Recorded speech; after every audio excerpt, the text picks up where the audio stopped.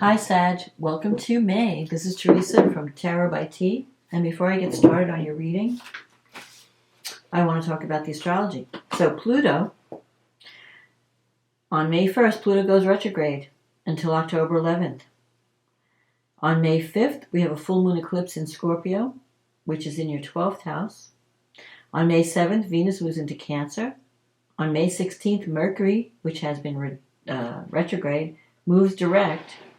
And Jupiter moves into Taurus for the whole year. Then we have a new moon in Taurus on the 19th. Mars moves into Leo, which is favorable to your sign, on the 20th. And the Sun moves into Gemini on the 21st. So let's see what the cards have to say. We'll talk about the astrology later. Let's see what the cards say for Sag for May 2023. What does Sagittarius need to know about love and relationships? In May 2023.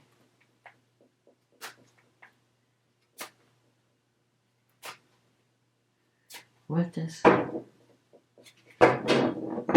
Sagittarius need to know about love and relationships for 2023 in May? May 2023.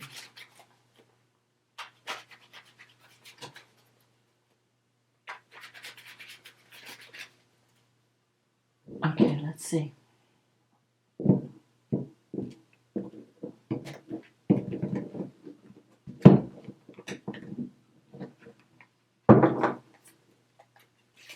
The Seven of Pentacles.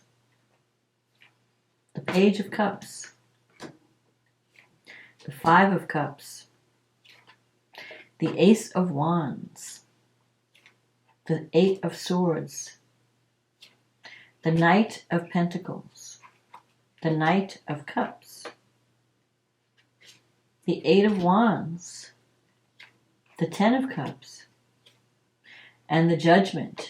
And the card at the bottom of the deck is the Two of Wands. Okay, interesting. Okay, so we're starting out the month with the Seven of Pentacles.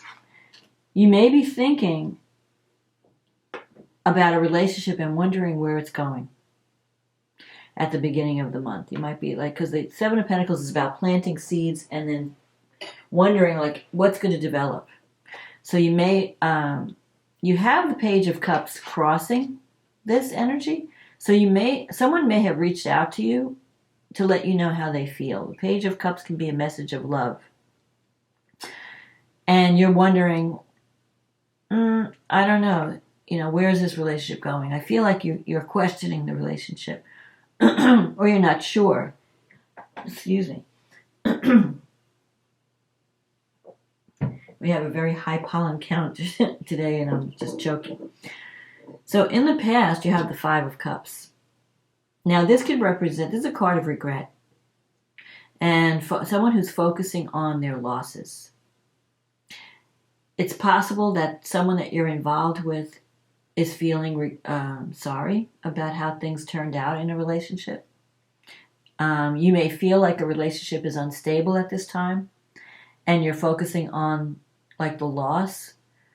You may feel because fives represent instability.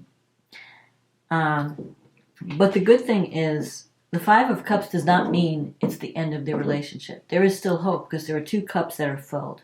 But this person is not looking at what they can salvage from a situation. They're just looking at the loss, the negative.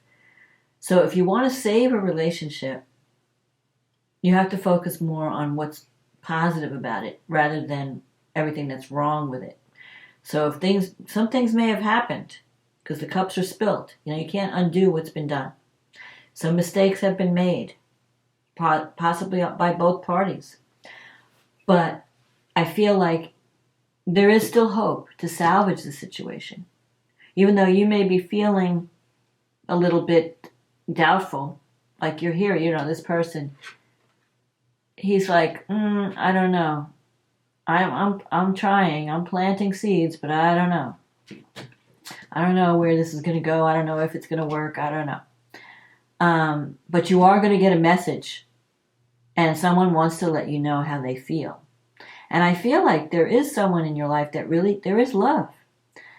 In the past, you have the Ace of Wands and the Two of Wands. That could be, the Ace of Wands can represent a new seed or a new beginning, but I feel like that's more career related. So you might be focusing on career and really excited about partnerships you're forming through a career situation. There could be opportunities opening up for you career-wise. And the Two of Wands here, this is a potential partnership also. This represents a partnership. So there could have been, maybe you've had a new beginning in a relationship where you're partnering with someone new, or you're partnering, or you're having a new beginning in an existing relationship. And I feel, though, here's a person that's waiting to see the results.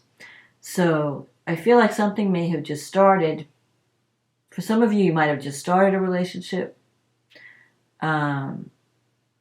with someone new or some new situation, and you're waiting to see if the results are going to come in, if it's going to work. Others, you may have gone through a breakup, and you're thinking about all the relationships that failed in the past, and you're like, I don't know, all right, I'll try a new one, but I don't know, based on my past, I don't want to get my hopes up. But the Ace of Wands is really positive energy. It's something that you could really get excited about. It's like planting a new seed, a new cycle coming in. So don't cling to the past. Don't dwell on your past or the losses from the past. There is still hope. You can create a better future. But if you keep living in the past, you're going to miss out on these opportunities when they come up. You have the Eight of Swords here. That's a card of feeling stuck or trapped. So you might be in a situation where you'd like to break free and try something new, but you have fear. You're afraid that, I don't know, what if it doesn't work? What if I jump into this new thing and it doesn't work? Or maybe someone is presenting you, like telling you that they care, they want a new start, a new beginning, and you're like, I don't know. You're afraid to take that risk. Maybe you're afraid of getting hurt again. The Knight of Pentacles is here. You have two knights, so there could be two situations that you're thinking about. But the Knight of Pentacles can also mean wanting to take things slow. Like you don't want to rush into anything. You have a partner that does want to rush because you have the Eight of Wands here. And this represents your partner's feelings. And the Knight of Cups is a romantic proposal. So someone's coming to you this month with a romantic proposal. And they may try to rush you into it. Like they're like head over heels. They want you to take action. But you're like, I want to take it slow. I want to take it one day at a time. I don't want to rush into anything. I don't want to make any hasty decisions. I want to make sure that whatever I'm jumping into, it's going to be secure. So you may be slowing things down, possibly because of something that happened in the past where there was a sense of loss or regret. It could be something that you did. It could be something your partner did. But with the Judgment in the reading, Judgment can mean you have a chance to have a rebirth or renewal, to rise from the ashes of whatever happened in the past, and learn from it and change. And Judgment, there's also an element of forgiveness. I feel like if someone did you wrong and now they want a second chance, you have to find it in your heart to forgive. And that can be difficult, especially if there was betrayal. But I feel like you've been working on yourself with the Judgment card. You're taking charge of your life. You're looking at yourself and learning, okay, I have to change certain things about me. I know I may have made mistakes in the past in relationship, and I'm going to work on that. And so you're making changes, and positive changes. And so things are shifting in a positive way. But your needs are changing also. So the things that you were once interested in, you no longer find them interesting. Like your needs are changing and you're attracting different energy. You may be attracting more stable energy with this Knight of Pentacles. Someone who is more down to earth, easygoing. Like the Knight of Cups is someone who's very romantic. And someone who may have unrealistic views about relationship. You know, they're looking for that dream lover, that perfect, Disney match where you ride off into the sunset and everything is great. But relationships, even the best ones, they have their highs and they have their lows. They have their good days and their bad days. I mean, a relationship is work, no matter how you look at it. Even the best, connection has times when they feel like they're fighting and they can't get along and they might break up. It's how you resolve conflict that makes or breaks a relationship. It's how you deal with not only the good times but the difficult times, and how you overcome the hurdles and working together. And it's not an easy path. It's not like, oh, we fell in love, we got married, and now we're living happily ever after. That's like a dream. That's fantasy. Your relationship is only as good as the two people are willing to make it and commit to it, and to deal with the challenges and to work out the challenges together, and to get through the hurt, to get through the problems and resolve them and compromise and communicate and all that. That's what makes it. It's not the fighting, it's how you fight. Do you fight fair? You have the 10 of Cups here in your wish fulfillment. So there is someone in your life, so you have love around you. I feel like there's someone that really loves you and really cares about you. But you may have to overcome something from the past before you can embrace this new beginning. And you may be afraid to embrace this new beginning because you have doubts. You're not sure if it's going to work. But I feel like if you give it a shot, take your time. You don't have to rush into anything. But if you can't forgive the person, it will never work. You have to learn, if you can forgive and forget the past, not forget the past, but give allowances to the past. Like if you're both promising to make it better, to work on it, I feel like there's potential to make things different, to make things better. Because there is a lot of love. The relationship is worth saving. If you're in a relationship where you had some kind of challenge and you have to forgive the other party, either you have to be forgiven or the other person has to be forgiven, or both of you, you have enough love between the two of you that you can make it work. For others, the other scenario might be you were hurt in the past, you made some mistakes, now there's this new opportunity coming, someone really wants to connect with you, but you have fear. Like, I don't know, I don't want to go through what I went through in the past. So you're slowing it down, you're kind of blocking it, you're afraid to jump in. Just give it time, work on yourself, and I think it will work okay in the end. I think you're going to get your wish. The 10 of Cups is a good love card. It's a love that's a higher, it's more than physical attraction. It's a higher love where two people really care about each other and they want to create a happy home together. And I think right now you might be in the beginning stages where it's very romantic and you don't trust it. You're like, yeah, okay, it's romantic now. What's going to happen later?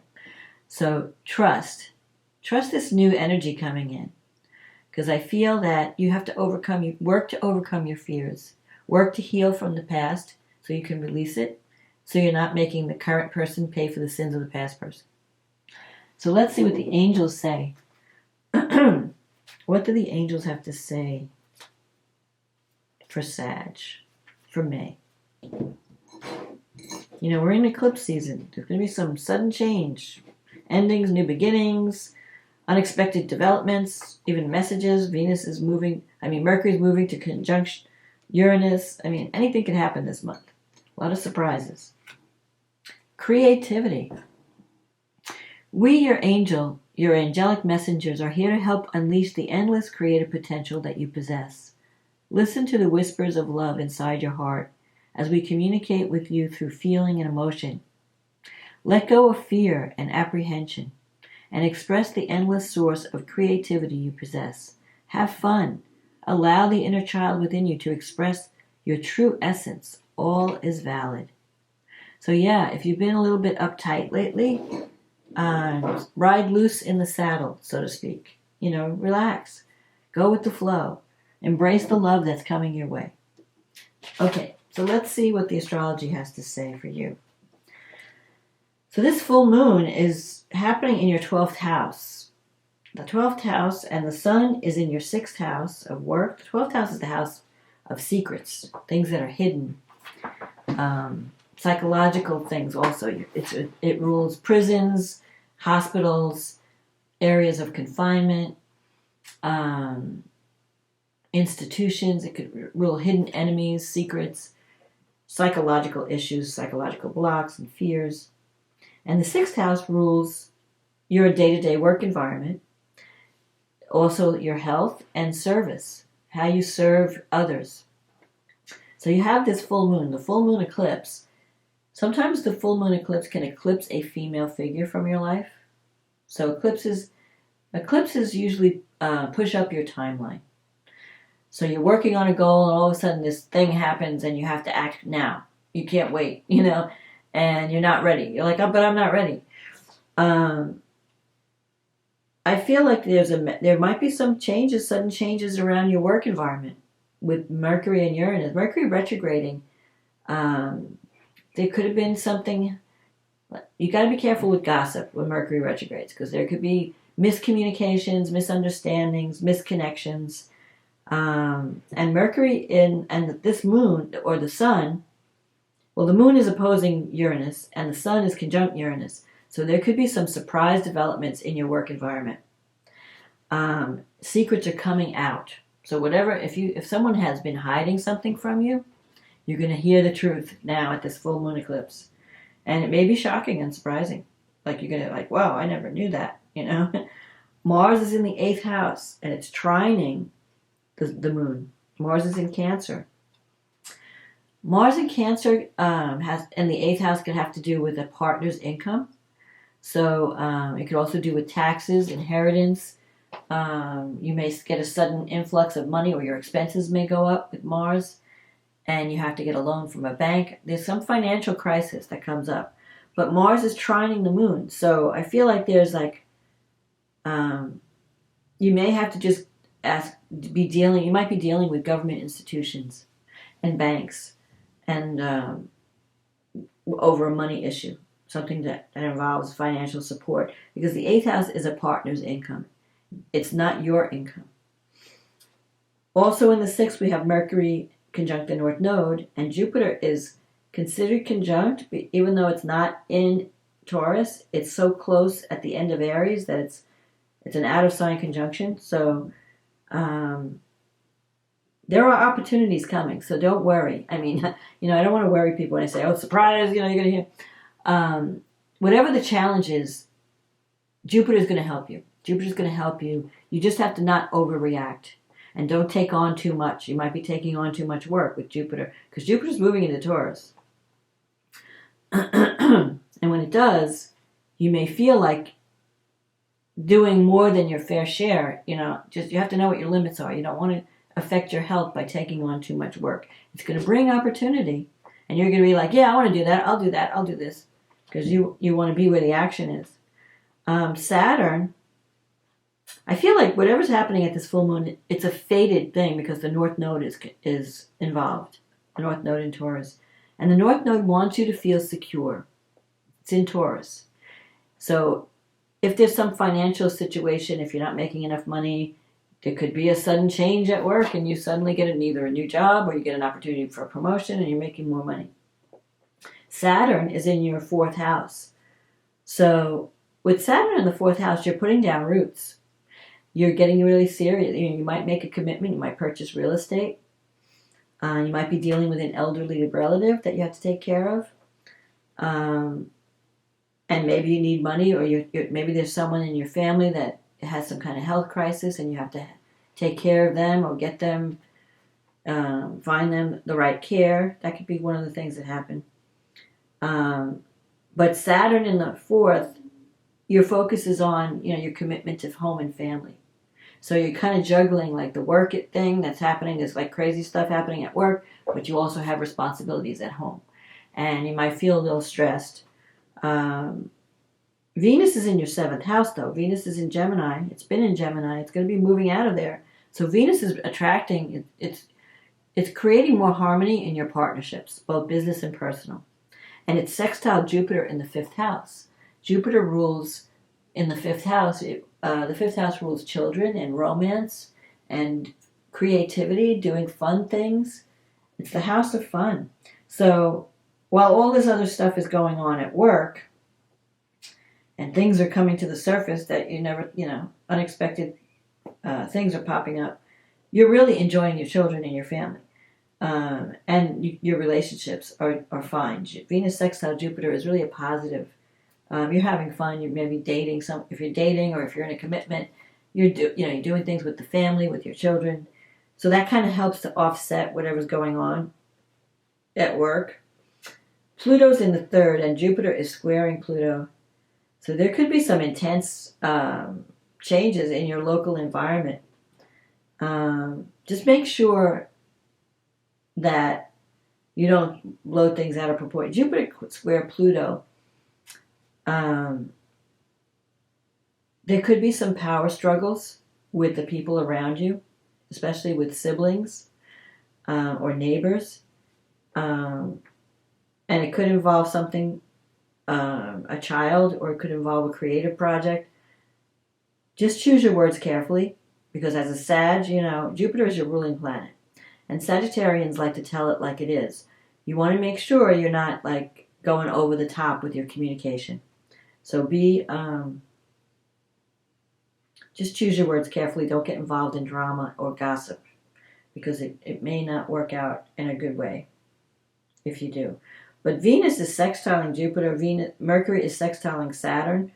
So I feel like you have the opportunity to make good connections and sign contracts that are like someone from the past may come back and offer you another job, or you might be dealing with people from the past that you used to work with. So there could be a lot of activity. I feel like the activity is around your work environment. So be careful. You might be surprised at what comes out around this eclipse.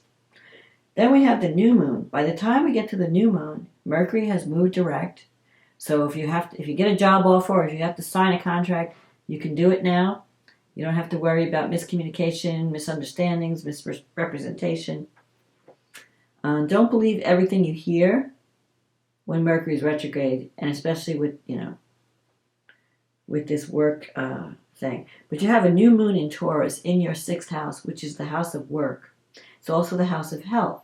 So there could be, and it's conjunct Uranus. And it's sextile Mars.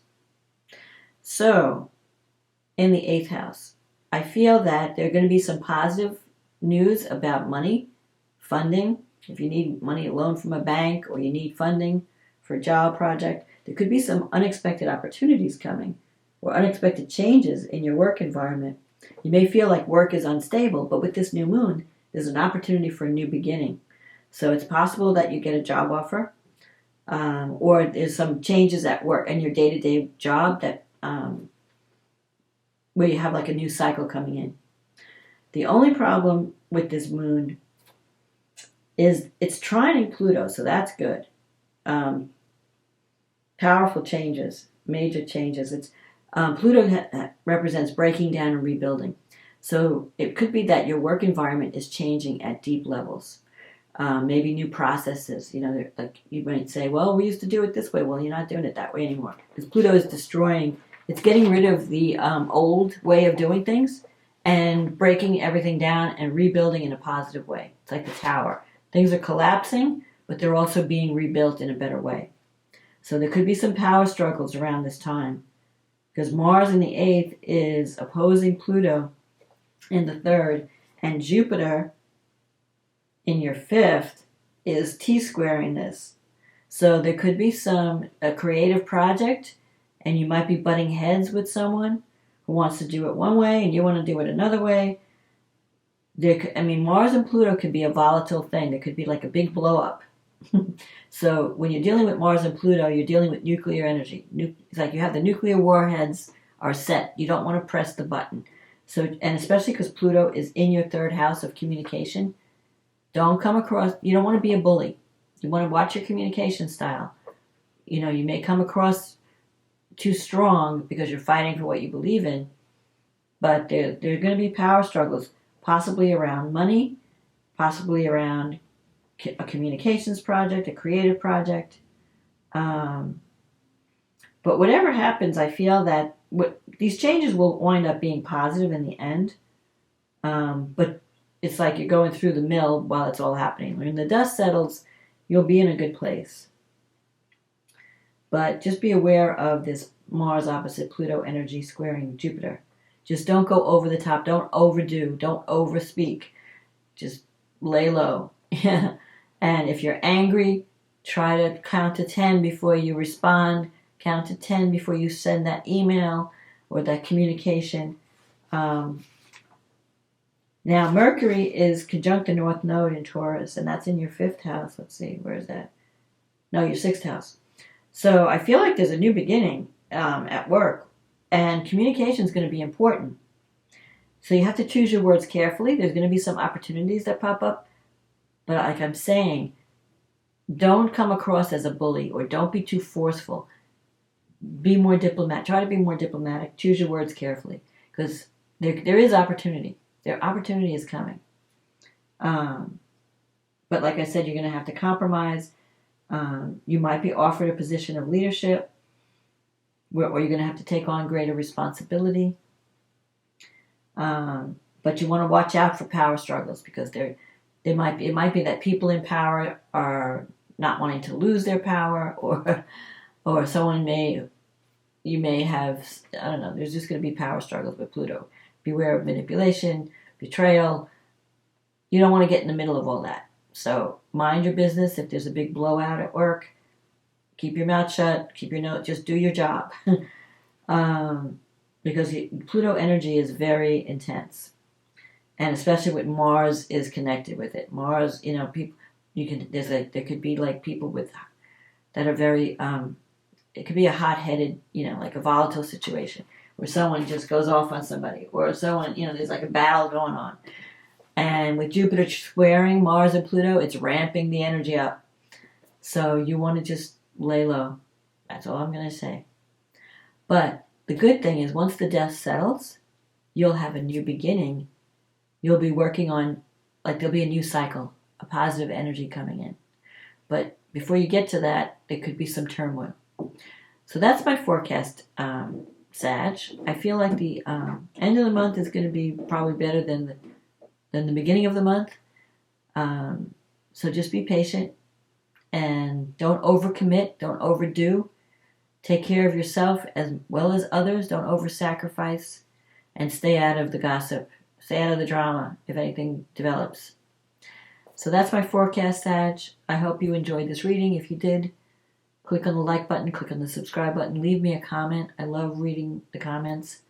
Give me some feedback. Let me know if this resonated with you, what's going on in your life.